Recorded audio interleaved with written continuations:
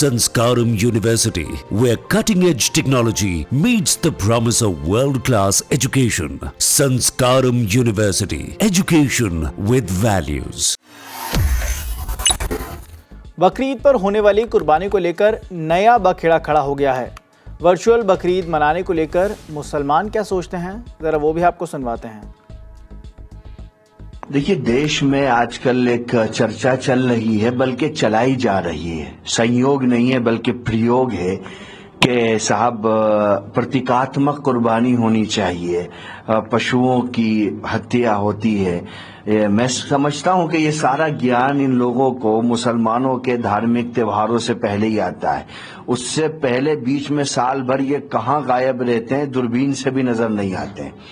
अगर आप देखें तो पार्लियामेंट ने the prevention of cruelty to animals act 1960 एक सेंट्रल एक्ट है। 1960 में भारत के संसद ने इसको बनाया था, जिसमें धार्मिक मान्यताओं के लिए जो जानवरों की कुर्बानी दी जाती है या ये कि बलि दी जाती है, इन सब मान्यताओं का एक्सेप्शन है। इस एक्ट में संपूर्ण तरीके से इसकी व्याख्या की गई है, लेकिन उनको ये एक्ट नजर नहीं आता है। वो अपने धार्मिक चीजों को फैलाने के लिए मुसलमान और इस्लाम के खिलाफ एक कंफ्यूजन क्रिएट करते हैं। मैं ऐसे फर्जी बुद्धिजीवियों से कुछ सवाल करना चाहता हूं। भाई, आप ये बताइए कि भारत मीट एक्सपोर्ट करने में दुनिया के टॉप 5 देशों में आता है। मीट का एक्सपोर्ट होता है, जिससे हजारों करोड़ रुपए का भारत की इकोनॉमी को फायदा होता है।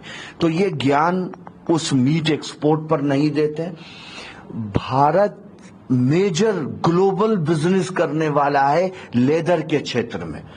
हमारा लेदर के क्षेत्र में एक्सपोर्ट यूनाइटेड स्टेट के साथ भी है, यूनाइटेड किंगडम के साथ भी है, जर्मनी के साथ भी है।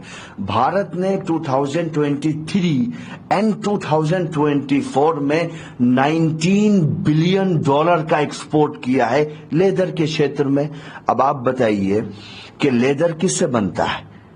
इन पशुओं की खाल से बनता है। उससे शूज बनते हैं, जैकेट्स बनती हैं और चीजें बनती हैं, जिनका भारत एक्सपोर्ट करता है बड़े बड़े दुनिया के देशों को। तो ये ज्ञान उन लेदर फैक्ट्रीज के बारे में नहीं आता है। मेडिसिन बनती हैं।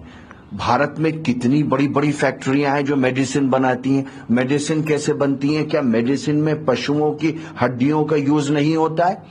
तो उन मेडिसिन फैक्ट्री के बारे में इनका ज्ञान नहीं आता है। आप जरा कल्पना करिए कि ये जो मैंने चंद पॉइंट्स और बिंदु उठाए हैं, उनके बारे में इनका कोई बयान, वहां पर जीव हत्या, वहां पर पशुओं के प्रति प्यार, सद्भावना इनको नजर ही नहीं आती। क्या साउथ इंडिया में ऐसी परंपराएं नहीं है जिन पर स्टेट हाई कोर्ट्स और सुप्रीम कोर्ट के आदेशों के बाद भी नई रोक लगाई गई है? क्या वहां जीव हत्या इनको नजर नहीं आती है?